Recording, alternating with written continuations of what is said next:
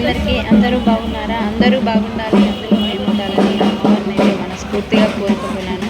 ఈరోజైతే మేము ధనుష్పురం ఎల్లమ్మ అమ్మవారి దగ్గరికి అయితే రావడం జరిగింది. ధనుష్పురం ఎందుకు వచ్చామంటే మా ఆంటీ అమ్మవారికి బోనం చేసి పొడి బియ్యం పోసి చీర పెట్టుకుంటా అని ఒప్పుకున్నదంట.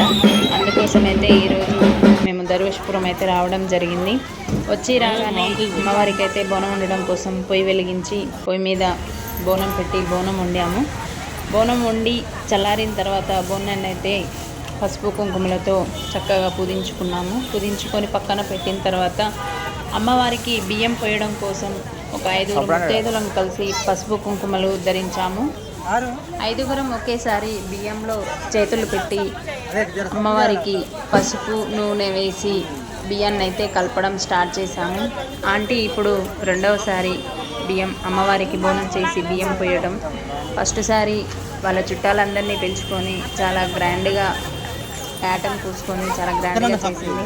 ఇప్పుడు రెండవసారి కాబట్టి ఇంట్లో వరకే చేసుకుంటుంది కాబట్టి మా ఫ్యామిలీ అంటే వాళ్ళ ఫ్యామిలీ మాత్రమే వచ్చాము.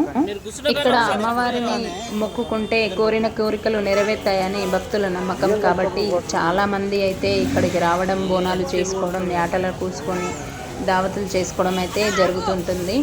ఇప్పుడు శ్రావణ మాసం కాబట్టి చాలామంది అయితే ఇక్కడికి వచ్చి బోనాలు చేసుకొని ఎవరి స్తోమతను బట్టి వాళ్ళు అమ్మవారికి ఏటలు కానీ కూలను కానీ కోసుకుంటూ ఉంటారు.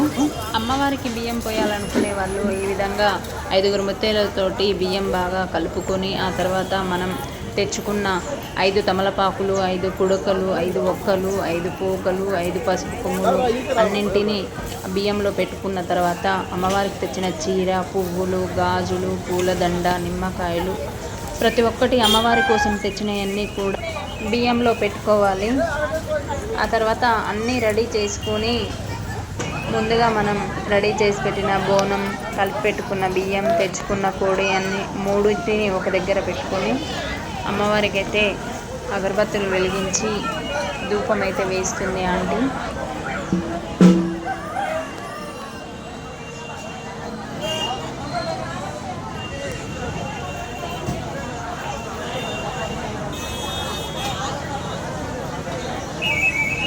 నేను కూడా అమ్మవారికి ధూపం వేసి మనస్ఫూర్తిగా నమస్కరించుకున్నాను.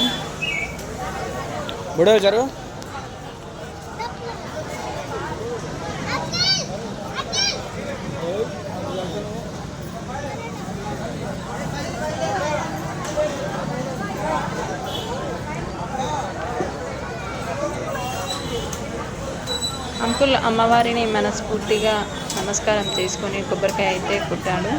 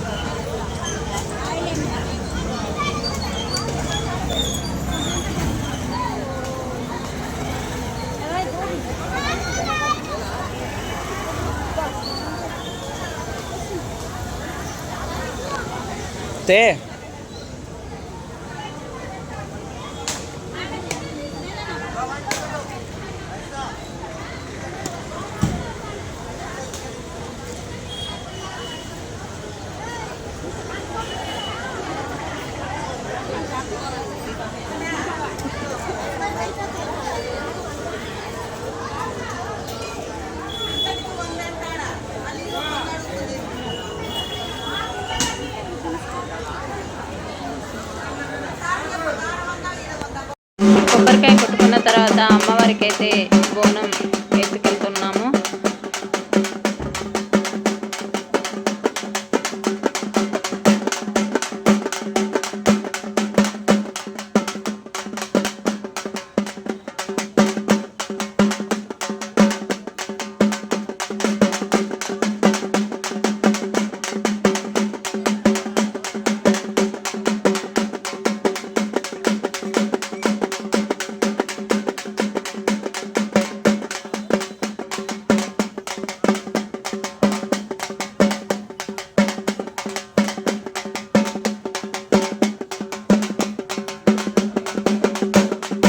బోనం ఎత్తి నెత్తిలో పెట్టుకోగానే ఆంటీకి అయితే అమ్మవారైతే వచ్చారు.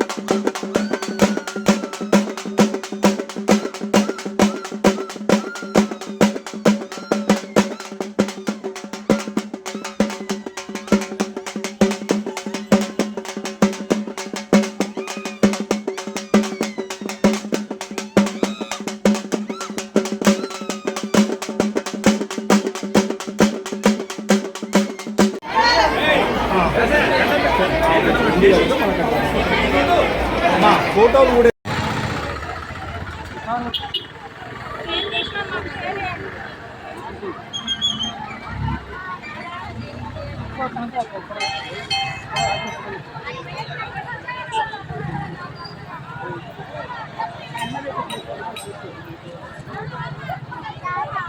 Wow,